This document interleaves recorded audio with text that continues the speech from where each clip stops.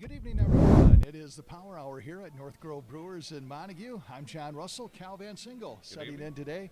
And our special guest to my right, an old friend of ours. Not really old, but old in We're a getting number there. we are. You still look as young as you did when we met you. Cal and I are we look our age, but you're still a kid. We're talking, of course, Dan Beckeman, longtime educator over Reese Puffer.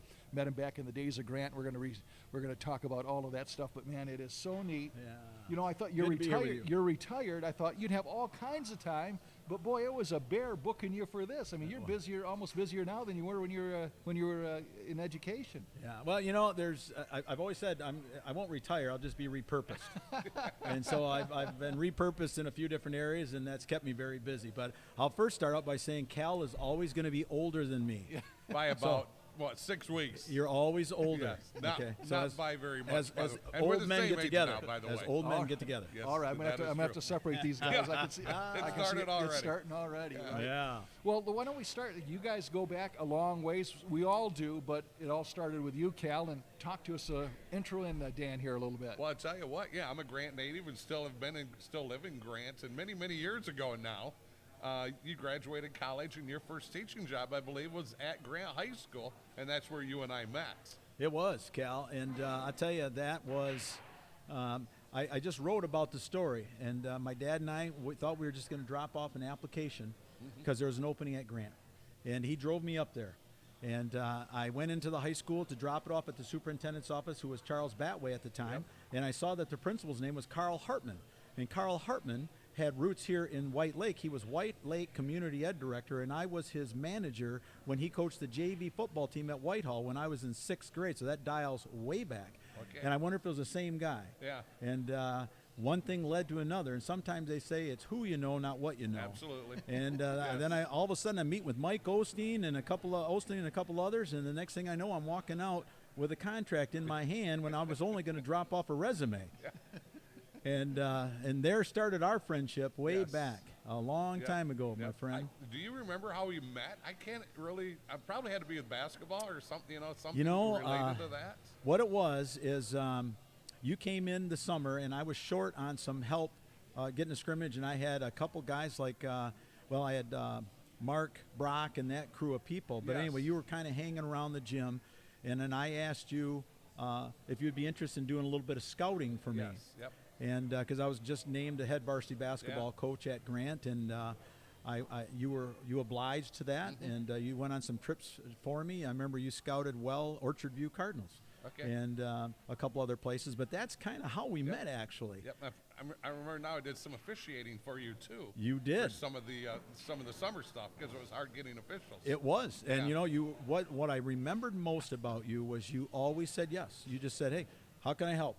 And that's where I knew that I was going to develop a long area.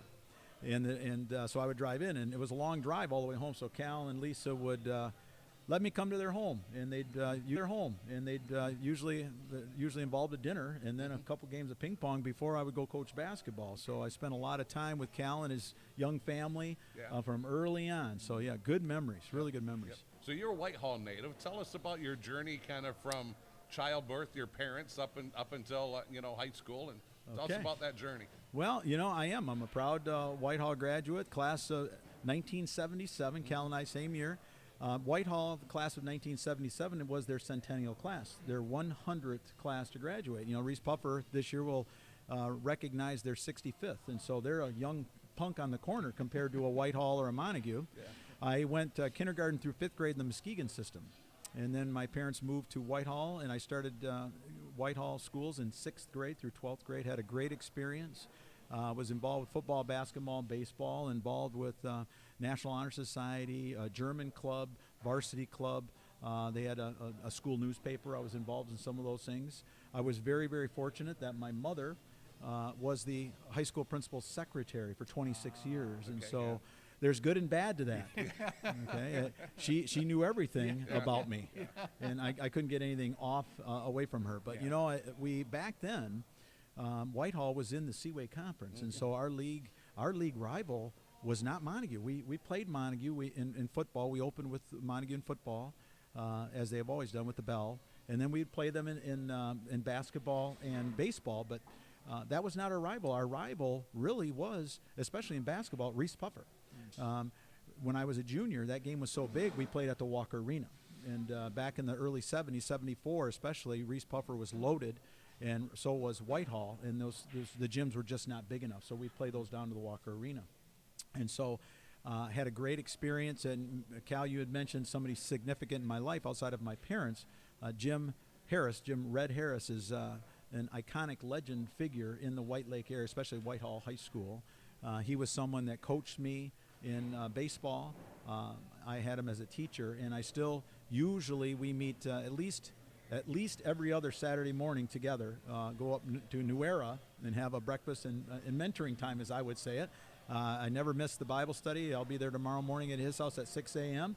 So we still do that every Friday morning, so we stay connected. He was a teacher at Whitehall for 48 years, if you can imagine that. So I had a great career at Whitehall and great lasting friendships, both with the teachers there. I was fortunate. I got a good view of what kind of an impact a person can make on the life of a student, for example, from a Jim Harrison. My mother coached 3 different sports at Whitehall. If you can imagine a secretary, think of that. She was a gymnastics coach, a girls varsity tennis coach. She coached middle school basketball, and she also coached middle school track. She actually injured herself on the old cinder track trying to teach girls how to jump hurdles, if you can imagine that. So I learned a lot about the impact that you can make on people through education. That became my major. Go to college, graduated from the mighty green and white, and I hope the Spartans win in the Big Ten tournament today, much like they've done before. But great education at Michigan State, had some good friends, good experiences going from a Whitehall, a Class C school, to a school that's got, at the time, was probably 35,000 people. And, instead of walking to school, you take buses to your classes and things like that. It was just a great experience at Michigan State, and I knew going in that their educational program, much like it is today, is nationally recognized. And so I was given a great opportunity at Michigan State. And as you mentioned, the door that opened was at Grant.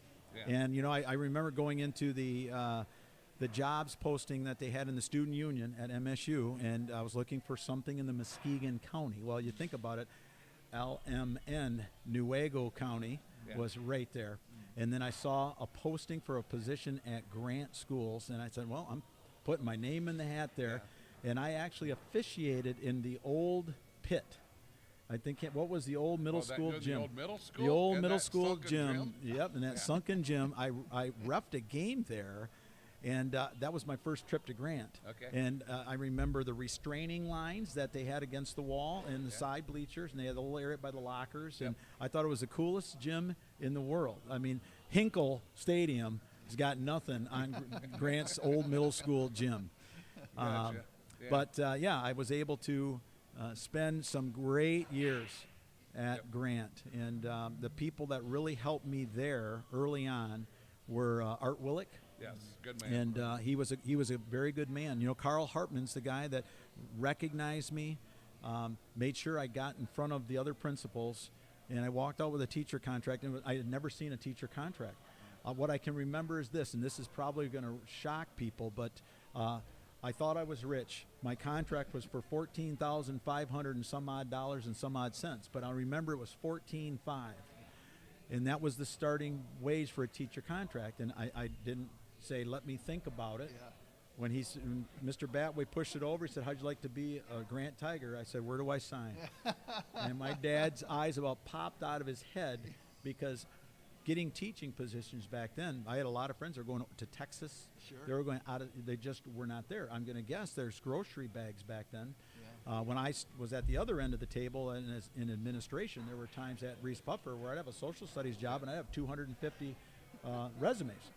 But as you know, I coached at Grant, and it's one thing to build relationships in a classroom, and then to get the opportunity to build relationships through the athletic venue and the vernacular that sports brings to the table with respect to relationships is unbelievable.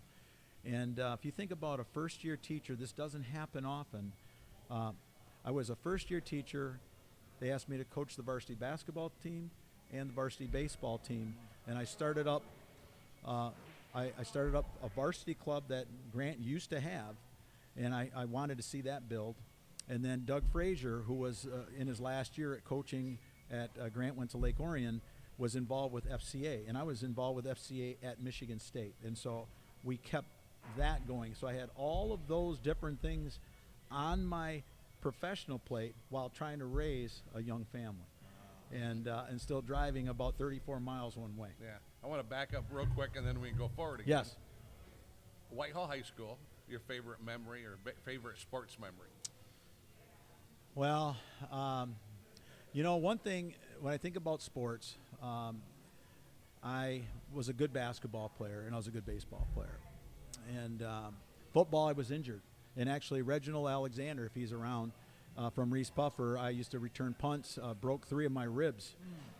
And who would think that I would then work for Reese Puffer? My football career ended because 8th grade I broke 2 ribs, and in the 9th grade I broke 2 of the same. My dad said, "You're too thin. You're not playing." So I didn't play football after my freshman year. Okay. Basketball, probably my favorite memory in basketball. We were playing against Montague, even though it was a non-league game. It was still a big game, and we were playing at Whitehall, and I wish they had had a 3-point line, but I had 25 points at halftime.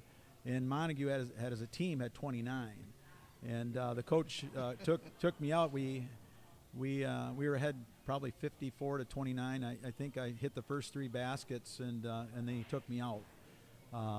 But it's one of those games where it didn't matter who was guarding me. It was just going in. Yeah. And then probably baseball. Not often do you hit 2 home runs at straightaway center, and I did that against Spring Lake at Spring Lake, where the fun part was, I think that's still their field, where the tennis courts used to be out in center field, and so if you hit a home run, it landed on the tennis courts. And to hear them say, "Look out," was kind of fun. It's something you remember, because right when you hit it, right, you knew. Yeah. I did. And it wasn't that far, so don't think, maybe it was 380. Yeah. It was not 420, but right. To watch the ball bouncing on tennis courts was a pretty special memory there. John? Well, let's stay in that era before we move back up to Grant. As far as the athletes that you played with or against back in that time, I'm testing your memory here, but obviously as people watch the stream or whatever, what names can you throw out who were some of the athletes back in the day that were among the best? Orchard View had a couple players. Steve Lanella, who was a very good basketball player. He unfortunately passed in a car accident shortly after we had graduated. He was a great shooter. And then they had another kid on that team, and I'm Mike. It'll come to me. He played at Aquinas. He was a nice player. Reese Puffer had graduated a couple of the players that, probably Ray Owens, who was just really a great basketball player for Reese Puffer. Very, very quick. One of the nicest gentlemen you could ever meet. Mm-hmm. Quiet. He was just a great basketball player for them. Zay Watkins, again at Reese Puffer, was a very good player. Jeff Reed from Fruitport could just fill it. He could shoot from anywhere. Jeff was a great basketball player. So my memories are more from the Seaway Conference. But at that time, there wasn't anyone dominant. So, and I think about some of the players that I've seen come through, even at Grant, when I was coaching at Grant, and that may come later. So they're really, we played against some really good baseball teams. Catholic Central was loaded back then with Tommy Schultz and Billy Leonard. Let's see, what was Tom's? Tom Kling was a great pitcher. Reese Puffer had Mike Cribbs, who was an all-stater, played at Hope. Those were guys that were good, but there was no MAC players that, and I think of people that I've seen, and I started to think back of some of the players that walked through Reese Puffer's gym when I played, when I coached. Right. There were some good ones, but as you go into a bigger league, the players are just better. Yeah. When I think of a Joe and Dwayne Shears, incredible players, and you think of the Carlson boys from Scott Carlson and Todd before his. I mean, they were just great players. Troy Pelock was a great player. Bill Stoskoff from White Cloud. Stewart from White Cloud. Wilkes from White Cloud. They were loaded. Morley Stanwood had a couple good athletes. Billy Hoisington and the Clark kid, Clark Hunty, was a good baseball player and just kind of set some records at Central in baseball. He's a great player, but that's going back beyond it. So I was able to play some good competition. Seaway was always a good one, but everybody kind of looked to the LMAC with Muskegon and Traverse City back in those days. Benton Harbor, different level of play. It just is. It's a step up. Well, you talked about Grant, and that's kind of where I came into the picture. I was working at a station in Fremont, and we decided to do high school sports. And I believe it was we were broken in on the Grant team, where you had Joe Skidema, you had Dwayne Shears, you had Lance Stray, you had Chris Leslie, of course, and you had a kid named Todd Wolf was on that team, that original team, that would eventually morph into John Couturier, I think, the next year, and a young man named Hansen. I think it was Rick Hansen. Yeah. So anyhow, we walked right in to kind of the nirvana of Grant basketball. I mean, those guys, they played in the old gym, kind of like Hoosiers, and the atmosphere, they used to have us up on the stage, and that place was packed. You guys would pack them in. That was a special time, wasn't it? It was, and I'm going to dial back just before that because those are such good memories. But, I had so much fun coaching kids like Mark Brock, Kevin Evans, Tim Evans. They got, if you will, stuck with a greenhorn coach. This guy who's only 4 years older than they are, who was quick to tell them that I don't know it all, but I know some. And we're gonna. And I look back, in those early years, we struggled, but they gave Tony Santella, just those guys, the names. Scott Cave, point guard, just Luke Scott, some of those names from those first years, and Dave Owinga. What a pleasure and joy to coach him. And I would think, if I think about those years where Joe and the names you mentioned kind of went down in basketball lore, with Grant, when they think about the great teams, they reference that team right away. Probably my signature win that I remember most was when we beat White Cloud at White Cloud when they hadn't lost a game. And they had the guys I mentioned, Wilkes, Stewart, and Stoskoff. And we beat them on their floor. And Dave Owinga owned Bill Stoskoff. And Shears was still on the JV. Yeah. So I had Dave Owinga underneath the basket, Joe Skidema shooting from outside. We were able to make some we were able to get the ball and run low screens for Owinga. They couldn't stop him. I mean, there's a photo that someone gave me with him hugging me, lifting me up. It was without question the game I'll never forget. It was their senior night. They were giving out a car, all this stuff, and they didn't know that this Grant Tiger team was for real. Steen Larson was a foreign exchange student from Sweden. Yeah. He was my point guard, kind of a wide, stocky guy, can handle the ball.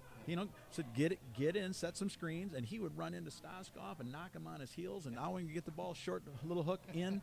It was a game to remember, And you want to talk about packed small, and that White Cloud gym, there's history there with Ernie Riegel and those guys. Ernie Riegel. Yeah. Wow. Yeah. I mean, big time players, but those gyms were always full, and another memorable one brings in White Lake here. Jim Tate was coaching Montague. Dave Osborne was on that team with Paul Schlopp and Randy Lindquist and a couple other players that were very well known to the Montague area. Dave Osborne is going to coach against Whitehall in that district final. He's a great basketball player, great basketball mind. They were coming in undefeated.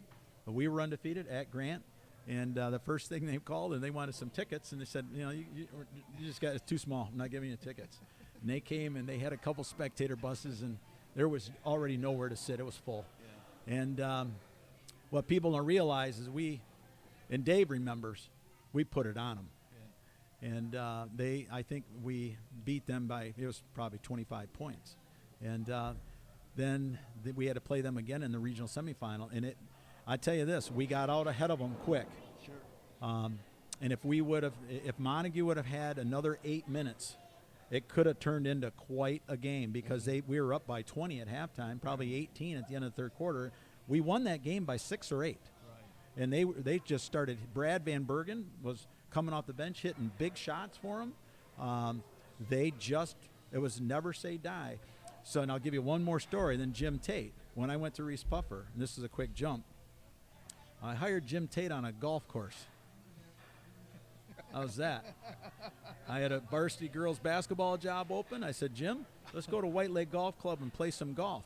So he had no idea at the time. That I said, how'd you like to come to Reese Puffer, be our head girls basketball coach, be the boys JV coach. You can teach any class you want, within reason, in the social studies department. We settled on a deal on a golf course at White Lake. Now, you think about how times have changed. Yeah. Oh, yeah. And then when people said, you did what? And I said, well, why go through an interview process when I already know who I want? Yeah. And I said, he's the real deal. And what happens the next 4 or 5 years? All you hear, he's the best teacher I've ever had. Best teacher I've ever had. Mm-hmm. And you hear that from countless kids. Yeah. It was a great deal. But that's how that happened. Yeah, and Montague stole him away from Shelby. I stole him away from Montague. Yeah, I want to bounce back because you said a name, and through the years I've had a lot of people ask me, who's the best player that like to come out of Newaygo County? And I said, well, that's easy. It's Ernie, basketball player. It's Ernie Regal. And everybody goes, who's Ernie Regal? Well, he played at Kentucky. Yeah. How many kids play in Kentucky? Right, yeah. For back then in Rupp years or Joby Hall years? Yeah. No. And there were 32 teams that went to the tournament, and that was it. He played at Davidson. Oh, is that where he? Yeah, he's at Davidson. When Davidson was a power.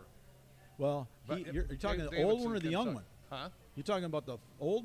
The one that's a little bit older than we are. His father played at Kentucky.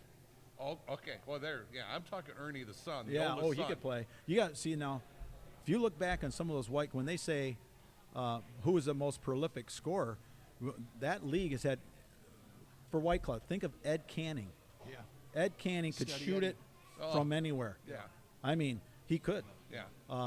And, when you look at Barry Siebert, I can't remember his last name, he was superintendent at White Cloud, but he was their point guard when they had Gerald Wilkes and Gerald Stewart and so on. They were good, but nothing like this Ed Canning. I just remember seeing Ed Canning could shoot it from anywhere. Yeah. But, so could Scott Carlson. Yeah. Scotty Carlson could shoot it. I think he's coaching at Western now. Yeah. I would, and then I'll tell you another one, Ross Willick could play. The superintendent's kid from Newaygo, big kid. Birdie. Mike Birdie. Mike Birdie could. He was a great player. Yep. I mean, Matt Shepard was a good player Yeah. and he was more of a rebounder. Right. But when I look back, it would be difficult. That league has had some wonderful basketball players. Joe, of course, went to Grand Valley, had a great career there.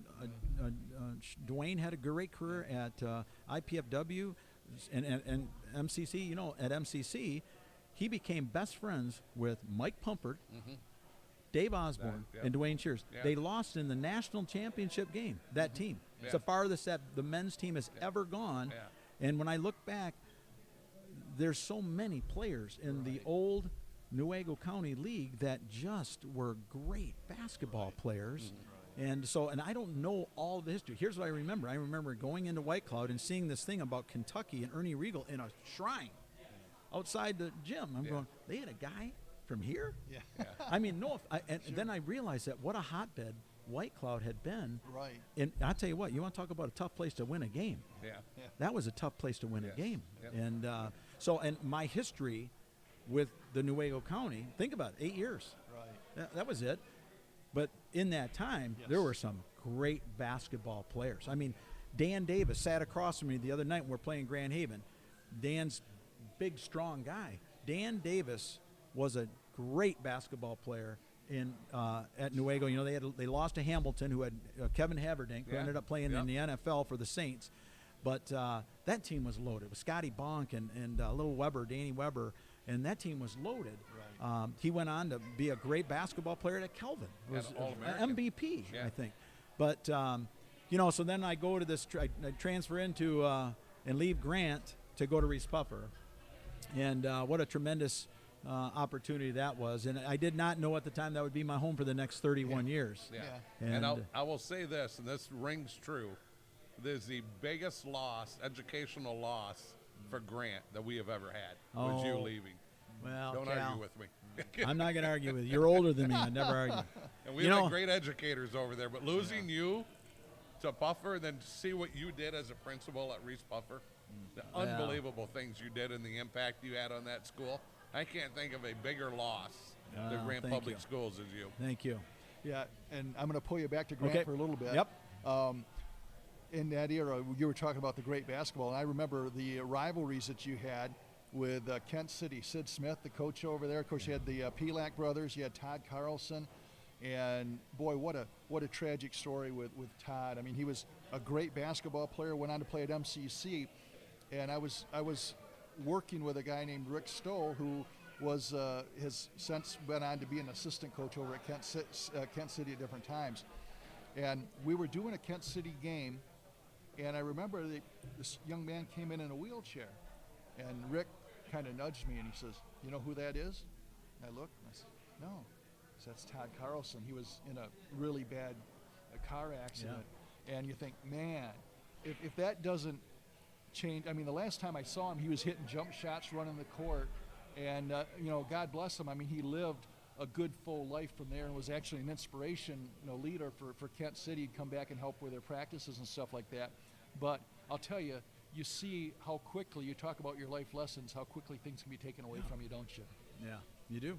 And, Todd was a really good basketball player, too. And Scott was the outside shooter, and Todd would find ways to score. He was a scorer. I mean, he could come inside, outside, he was long and, kind of rangy, kind of a kid. And I remember both of them well, and they good memories with Sid Smith, good guy. We had some real battles at Grant. I think if you look back, I think the score was 82-72. We beat, think of that, the amount of scoring in those two schools. And that's when they had Todd and Troy Pelak and that crew. And they had a nice team back then. And we played at our place, and those boys were juniors. Joe and that group of kids were juniors. That was another signature win because Kent City, they ran the tables for a while there. Tri-County had some good years with Dana Spence. Chad Daly. Chad Daly, a great guard. Those kids, see, there's another name that you bring up that's like, and then they had another kid that was a Gooden, I think his name was, baseball player, really a great baseball player. But some wonderful memories. And I'll tell you, speaking of, we've talked a lot about basketball, which was a great thing. And I would say this, that, and Cal would attest to this. They had a place called Joe's Doghouse, and back then when we were filling the gym, and we were seriously, just like you think, the talk of the town. Joe Swinehart, I went in there one time, and he said, "Your money's no good here." And I said, "Joe, I appreciate that, but he said, "No, I'm not going to take your money." And then he said, "You tell the boys, they come in here, their money's no good. They represent this community so well. I'm so proud to be from Grant." And I'll never forget that, where he saw beyond their athleticism. What he saw were kids that were respectful, represented their family, they represented their school, they represented their community. And that's something that I'll always remember about Joe Swinehart and Joe's Doghouse. And I never went to any other restaurant other than, I'd go to the Depot once in a while for like a meeting, but I always went to Joe's Doghouse because that is something that will always stick with me. Sure. And he had things called chili size and fries or something. I still don't understand what that is. Yep. But I have a story with John Chappell at Kent City. I coached varsity baseball as well. Johnny Couturier, and his son was on the mound. John Couturier stole home. And you don't see that too often, where a kid steals home and it was on their field. And let's just say there was some competition out there. And I said, "John, you're just too fast." I said, "I'm going to tell you what, you get that lead, he's going from the full windup. The second he goes and puts his glove arm above his head where you can't see his eye, you go." Because John Couturier is as quick as I've seen kids. And he stole home, wasn't even close. He could have ran across. But a good memory of those days. And it was tough. I'd have basketball practice for an hour and a half in February, and then have baseball for an hour. Yeah. And, it was those were long nights, but good nights. Good nights. Well, this team that we talked about, the Skidama Shears, Leslie, Stray, Couturier, Hanson, those guys. I mean, you guys did a heck of a lot of winning in those few years that you had them. And in fact, I remember 2 years in a row, your season ends in the regional finals to a Granville Calvin Christian team with James Vasquio and company. And Vasquio, of course, goes on to play at University of Michigan, and he kind of ushers in the Fab Five. In fact, they kind of ushered him out a little bit. I mean, they kind of came in and moved him to being a role player. But I remember those teams, and you had that backcourt of Skidama and Shears. And I told you before we went on here, they both had 1,000 points in their high school careers. And that was only my second year broadcasting that happened. And I remember I was too green. I didn't really appreciate it. I mean, I'm not a fool. I realized it was a big deal. But I said, 5-10 years, I'll see that again. Well, I've been in this game now for going on 40 years, and I don't think I've ever seen that. Backcourt, same time, and and Skidama winds up with over 1,800 points. He's the leading scorer to this day in Grant. Mm-hmm. So you got to think, how do you move the ball around that another guy gets 1,000 points? That was phenomenal. Yeah. I was very fortunate. When those kids, when I first came to Grant, they were in middle school, and they used to carry around a soccer ball, and they would go to the low rims outside of Grant's Elementary on the outdoor courts there, and they would play basketball all the time. They were just junkies. They loved the sport. And when you think about, there's a guy that used to write for the Muskegon Chronicle, Chris McCloskey, who now I think writes for the Lions or the Tigers, and he made a comment, and we were ranked third in the state at the time. He said, I don't think I've ever seen a backcourt like what Grant High School has right now, with two guards that can shoot the ball like they can. And I don't want to take away from, Johnny Couturier, Chris Leslie, Rick Hansen, Dave Timmerman. I can go on with the other kids on that team that played, Billy McKinley. They were good kids. These two were, and Leslie, exceptional. They were, and John was such a great role player, but they played off each other so very well. And I've not seen, and I still go, I've seen a lot of basketball, and I've seen quick players. Deshaun Thrower might be one of the best point guards I've seen, but he didn't have another guy. He had Deontay Davis. That's not a guard. Right. Okay, Deontay's big. He's a big, and he scored a lot of points. But a backcourt like that was exceptional. I think you're right to have it rare where, if you think about it, that team averaged 79 points a game. So think of that. A high school team, that's their average. We scored 104 against Tri-County. I remember that. And, we hit 90s 3 or 4 different times. Yeah. And, it's that's a lot of points. Yeah. But, they worked at their game. They just worked at their game. It was very impressive. Well, you mentioned the big guy, Chris Leslie, and we had some stories about him a little bit, too, and that baseball pass that he would have. I always said he was kind of like a football player that played basketball well enough to get him an education at Aquinas College. And he was very good. He was a demon on the boards for you, but he would start that fast break. He'd fire it down to John Couturier, and you guys got a ton of points off on that.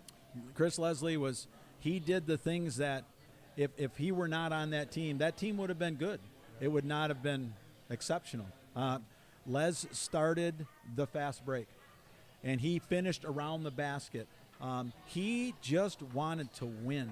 And I'll never forget, he cried so hard in the Godwin Heights gym after our loss to Calvin that he broke into a bad bloody nose. It meant so much to him to be part of that team. I'll never forget, he gave every game, I get a big hug from Les after the game. And when you look back and those memories are with you, and there's things that I think those guys took into their family life, their professional life, that they learned together as a team, and they had some battles. It was pretty awesome. We're going to take a break in just a second here, but I want to kind of finish up with that team a little bit. I remember it was that second year, it was their senior year, and you'd just gotten beaten by Granville Calvin Christian for the second year in a row in a regional final, and that whole year was kind of predicated on getting back to the regionals, taking on Granville Calvin Christian, and settling a score with them. You guys played a heck of a game. It was a seesaw battle. They just came out on top. But I remember I asked you a question at the end of the game. You came up for an interview, and you were always gracious, win or lose. There wasn't a lot of losing, so you were up there quite a bit. But I remember saying, what do you think the legacy of this team will be? And you had an answer that is so you. You said, well, they're all great basketball players, and they've been a pleasure to coach. But he said, ask me that question in 20 years when they get out and see what they become in life. Because he's, basketball, he says, it's over in a blink of an eye. He says they're going to go on to college, and they'll probably have decent careers there. But it's what kind of citizens are they? What kind of people are they when they come back? And I'm here to tell you, Joe Skidema is a principal at the elementary school in Grant. Dwayne Shears, lifelong MSP in the Michigan State Police. Chris Leslie, a successful financial advisor, insurance guy. Lance Stray, a coach, athletic director, educator. John Couturier, a businessman. So I guess I would just preface that by saying you did pretty good. Oh, well, I was blessed to get to know those boys and spend some quality minutes with them. That's what we did. It was awesome. It was a great memory for me. Great stuff. We're going to take a quick break, and we're going to move back on to Reese Puffer. We'll be back in just a few seconds. You're watching a Power Hour here on CatchMark SportsNet. So once I started brewing, I fell in love with the industry, the people of the industry, and just how craft beer brings people together. The community has really accepted us, and really we made this place to create our clubhouse pretty much, where we want to hang out and we have the beers we want to drink and the stuff we want to do, and we really hope that the community would just be of that same mindset and want to come here too and have fun, and they sure have. And we're back here at North Grove Brewers in Montague. John Russell along with Cal Van Single, and of course Dan Beckeman here.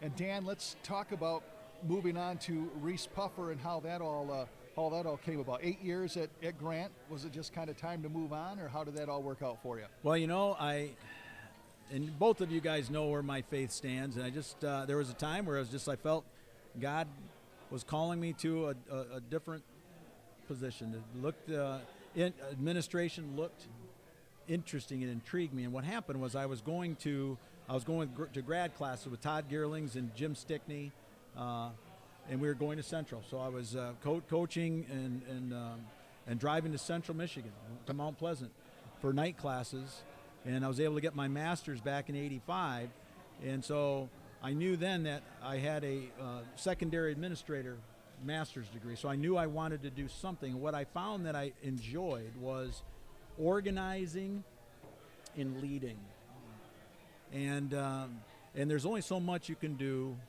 teaching, and I was happy in my job. I really was. I loved Grant.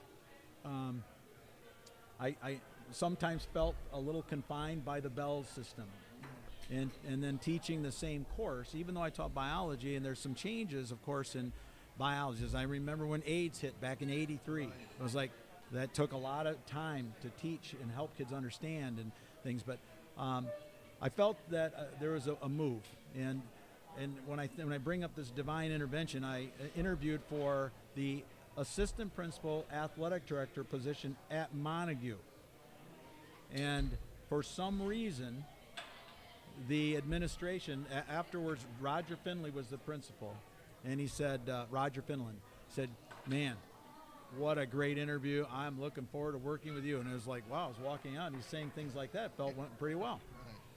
Well, after that interview and after what Roger Finland had said, I was going to interview at Reese Puffer. And so I went and had an interview with Reese Puffer. And the interview went very well. You just feel it's like, okay, hit a home run there. And John Van Nieuwenhuizen, the principal, was walking out with me, and I said, John, I really enjoyed this interview. This is but I want to be upfront and honest with you. I have a second interview coming next week with Montague. And I only want to tell you that, but I just want to have that on the table for you. I'm teaching at Grant the next day. And Jan, I can't remember Jan's last name, was our secretary. She says, Mr. Beckeman interrupts my class. And I said, yeah. I said, can you come to the office? I said, well, sure. Back then, it wasn't like somebody's going to cover my class. If you can imagine, I said, kids, I'll be right back. I thought, like, something's not right. So I went in, I said, can you take the phone call? I said, phone call? Like, are you serious? Like, you calling me out of class? Anyway, it's John Band from Reese Barbers. Hey, what are you doing tonight? I said, I don't think anything. He said, can you meet us down at, and there was a restaurant over by Mona Lake. I said, sure. He said, bring your wife. I said, okay. Go down. We're having dinner with the superintendent, assistant superintendent, and then say, hey, we've got a room back here. We're just going to have an opportunity to chat with some board members. So basically it was a second interview. And so then they offered me the job, and I accepted the job. And a tough phone call was to Roger Finland at Montague. And here's how this story goes. When I told him, he was so mad. He goes, I'm so mad that we had to sit on this thing, and Larry Lindquist was on that, and Joe Winger was their superintendent at the time. And they just said, I think they just were cautious, wanted to take their time. Well, I accepted the position, and Roger said, I'm not even going to hire that job now, because there's nobody in that. Anyway, so he made Lee Andrews, his band director, his assistant principal athletic director in an interim spot. Lee then liked what he was doing, became their assistant principal athletic director. 3 years later, I hired Lee to be my assistant principal at Reese Puffer after he got the experience at Montague under Roger. Did you say Lee Andrews? Lee Andrews, who does the announcing for the Muskegon Lumberjacks. And the Lumberjacks. Yeah, and that's kind of how it went. So that's how I started at, and after my first year, John Van Nieuwenhuizen left to go to Litchfield. They brought in Joe Tabaldi, and then after my second year, we passed the bond, and then I got a call from Ludington to interview, and Steve Fritz was the superintendent at the time, and I told him, I said, Steve, I really love my job, but you just hired Joe. Joe's like 46, and I love my job, but I'm going to want to lead a building at some point. And he said, don't do anything with Ludington yet. So I go for a ride in his truck, big GMC Suburban is what it was actually. He said, what if we made you co-principal of the high school? We're going to be building a new high school. You'll work on the bond and things like that. You'll have principal status. And how's Joe with it? Joe said he's completely fine with it. So we did that. And then I had co-principal status. And then Joe left the following year to Traverse City to go with Pete Wharton, and I became principal. And so when I go back to that building, I remember making all of those decisions on things that are some people mundane things like terrazzo, wall color, carpet color, locker colors, all of the things that go into building a school. Steve Fritz gave me hands-on, and what a great experience. I treasured it, but it added about 20 hours of work a week on top of what I was doing. And so that just led into this wonderful career, and I've had so many. And I came in at Reese Puffer where there was still a lot of what you might want to call the old guard, teachers that got their jobs in the 60s. So they had all this rich history of Reese Puffer, and I would sit down with the older guard and just tell me some stories, talk to me about the school. So because I wanted to be this historian and to get to know them all. And when I got there, because Grant's so small, I basically, every kid had to take my class to graduate. At Reese Puffer, first thing I did is I got their yearbook and I memorized the entire staff.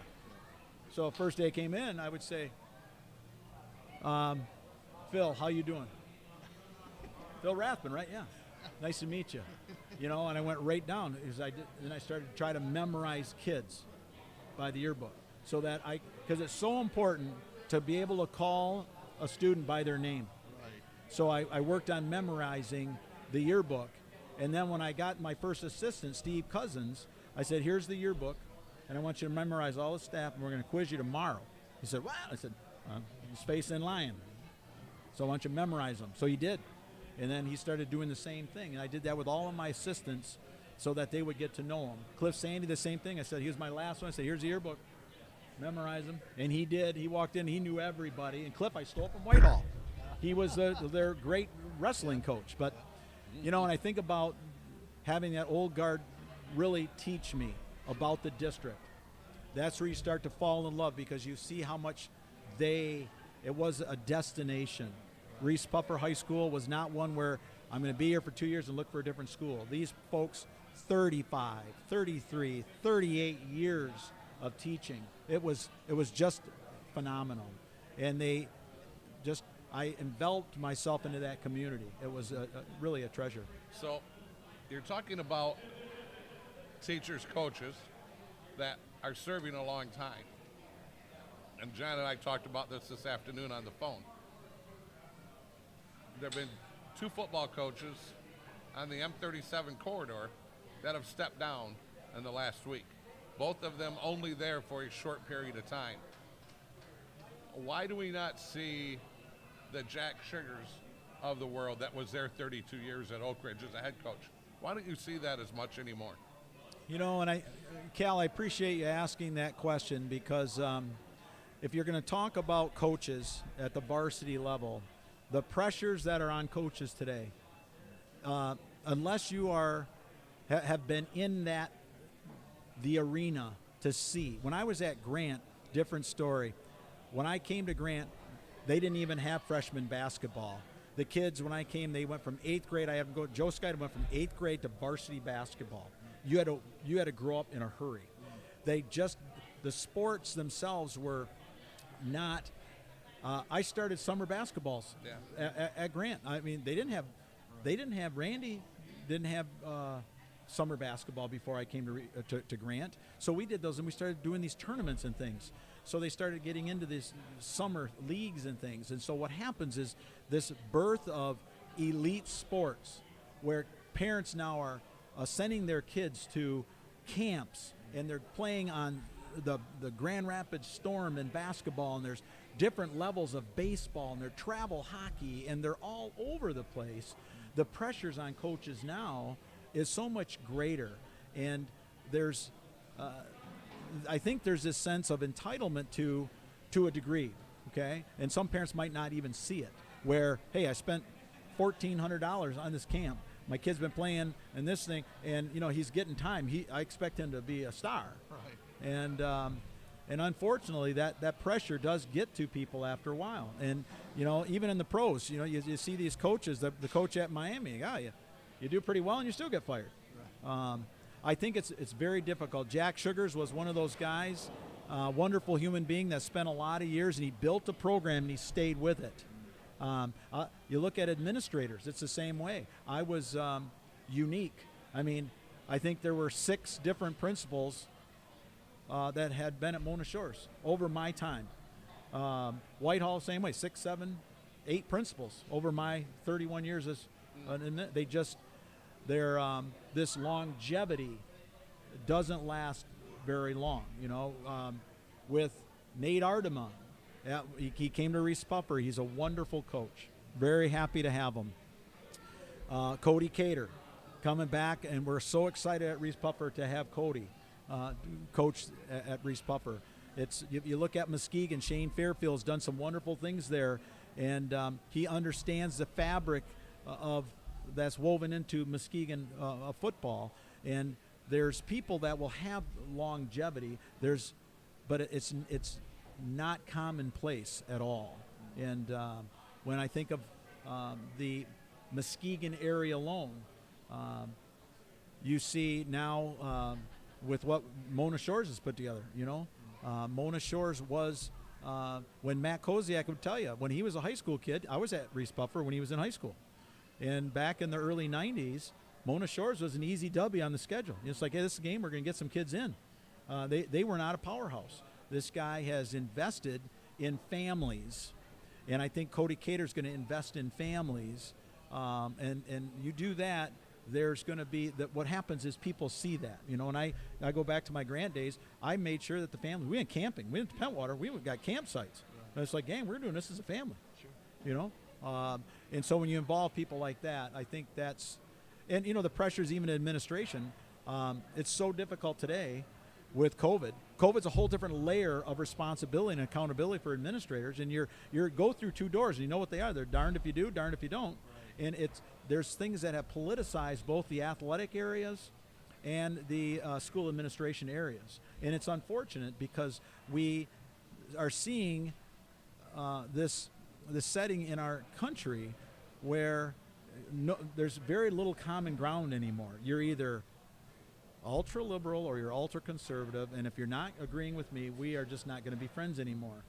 And when I think of athletics, longtime coaches, of course, if you're winning, makes a different story, doesn't it? You can kind of do what you want to do.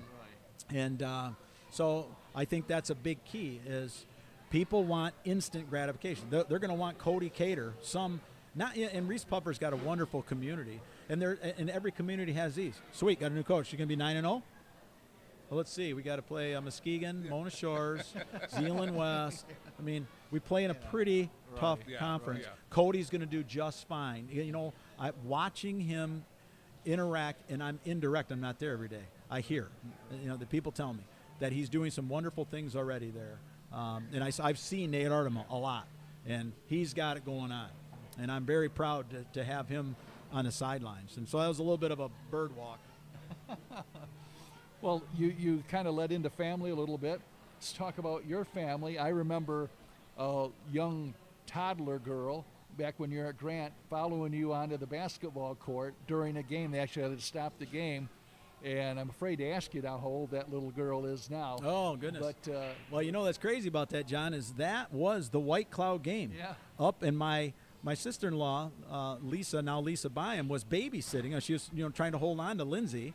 And Lindsay, the game's on, as you remember. Right. And all of a sudden, I saw Lindsay running out on the court, and I remember sprinting out on the court while the game's going on. I could care less if I was getting a technical. Yeah, right. Yeah, You're not going to run my daughter over. Right. And I remember grabbing her, and of course the crowd all got into it because they realized that was my daughter, and I set her on the side. But Lindsay's happily married. She's got a wonderful husband and two incredible kids, Mara and Hayes, 9 and 5, third grade and kindergarten, and doing well. She's just a gift. What a gift she is. And then Drew is now he's been in New York for 2 going on 3 years. Now, he has got a wonderful wife, Ashley, and then he's got 2 little boys, Ford and Nash was born December 9, and we're going out for Ford's 2nd birthday, April 10th, so we'll be in New York. They're doing very well. And then I have 2 stepdaughters. They're not even they're my daughters. Justine is the same age as Drew. She graduated the same year Drew did, 2006, and then Ashley is, they're both Whitehall grads. And both Ashley and Justine work for Health West, and my wife Suzanne, who is just what a godsend she's been to me. Just a true blessing. You'll see her tonight. She's the director of the integrated health for Health West. Wonderful human being, great leader. What a blessing to have to call her my bride. Yeah, I know Montague made a run at you, and you told the story. Puffer gets you first. Didn't Whitehall ever make a run at you? Whitehall. I applied for a position, and at the time, things work for a reason. Oh yeah, absolutely. What happened really was the truth. If it's on the table, there was a token interview. They had already made up their mind, but they thought enough highly of me to at least listen to me. But the job was already decided, which I would never do. If I would have known that, I would have said thank you, but no thanks. I don't really need to spend time in an interview. And that was for a middle school assistant principal athletic director position. And so I didn't. And my mother, bless her heart, she's her birthday's coming up March 19th. She said, Dan, when God closes the door, He'll open a window for you. Oh yeah. And when I look at that window, that was Reese Puffer. Yeah. And when I look now back, she is so right. That, when I look over my shoulder, I see that every step I've made in my career and in my life, I've never walked alone. Yeah. And so I'm very grateful for that. So.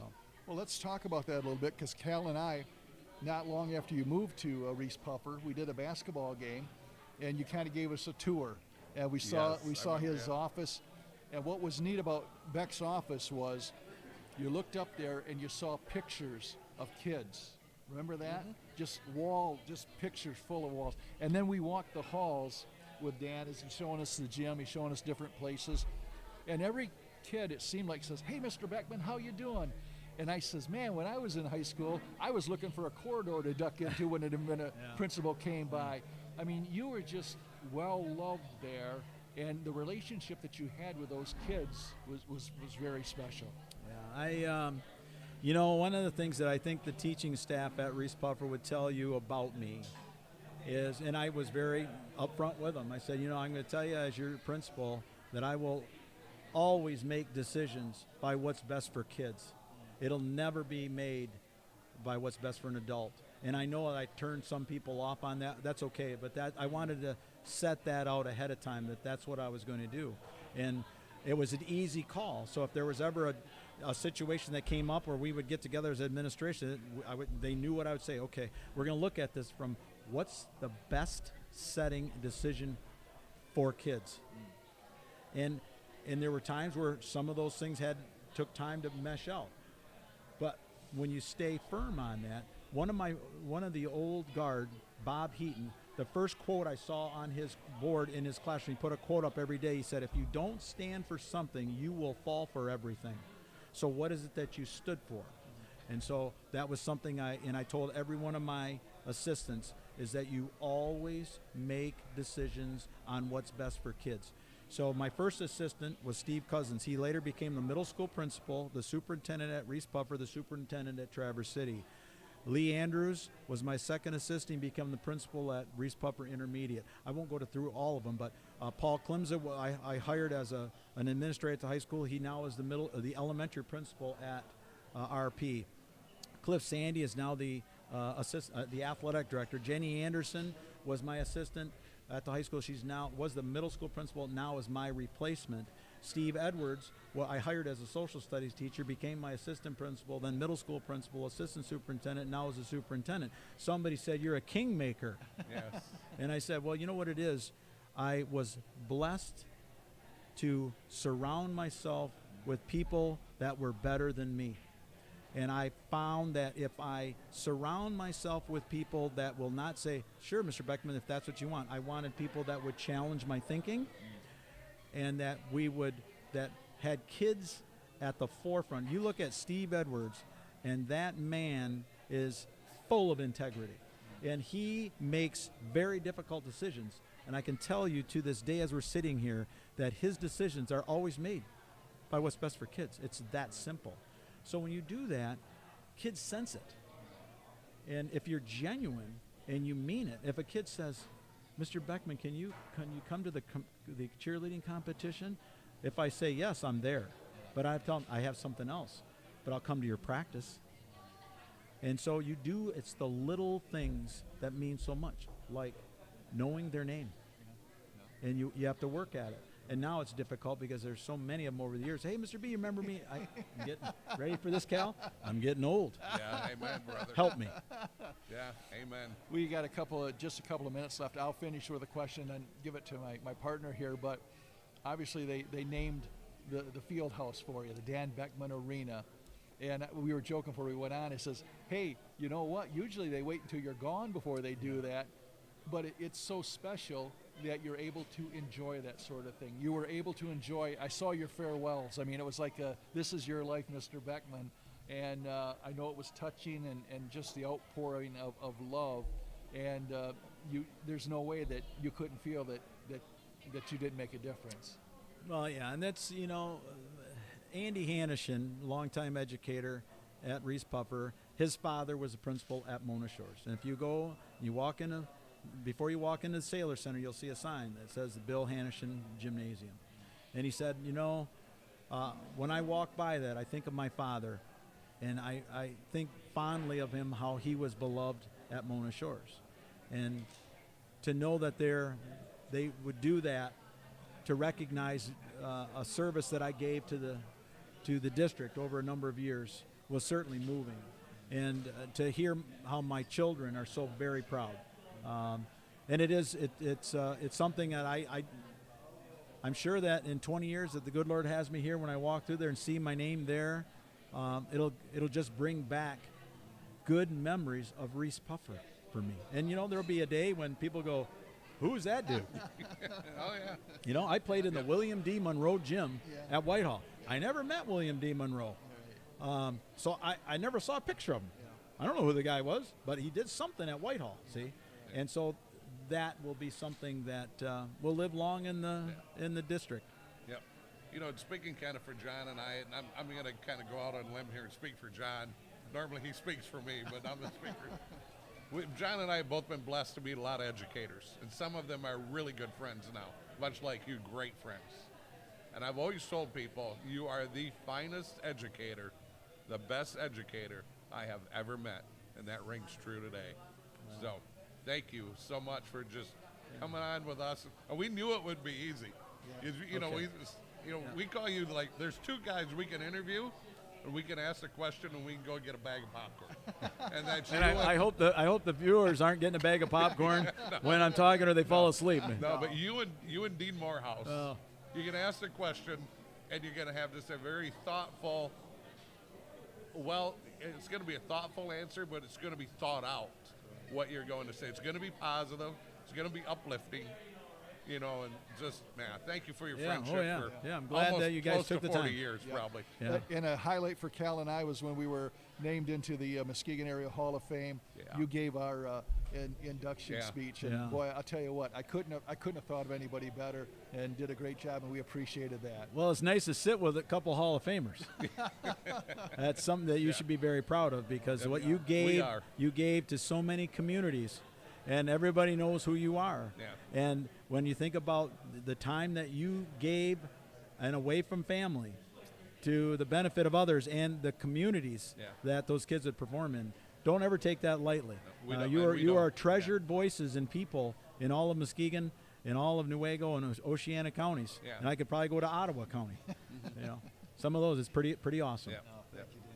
Yeah, I mean, they wrote about it too. But when you called me, I happened to have my wife with me, and when you called, I had to pull over, and it worked out great because one of my farm fields was right there.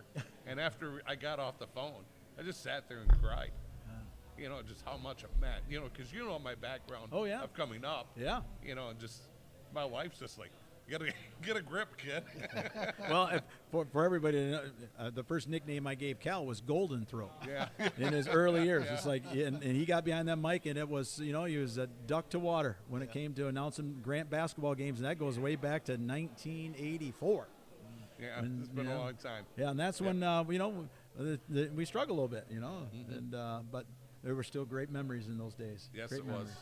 Yeah. Still is. Yeah. It is. Just like right here, great memory. Isn't this fun? Yep. You betcha. Well, Dan, thanks for taking some time out of your busy schedule here. I thought you'd have all this time now that you're retired. That's not really the case. But thanks for stopping in. You've been a treasured friend, and we look for many more years. Yeah, and thanks for doing this. Appreciate you, brother. You betcha. And you too. Cal over there. Yeah. Yes, sir. The Thanks, elder Coach. statesman. Hey, that is going to do it for us for tonight. Again, want to thank Dan for stopping by, my partner Cal. It was great to go down memory lane with him, and of course, the one and only Bill Mann, Billy, producer extraordinaire. It's going to do it for us for tonight here on the Power Hour, live and in person from North Grove Brewers. Have yourself a good night, everybody.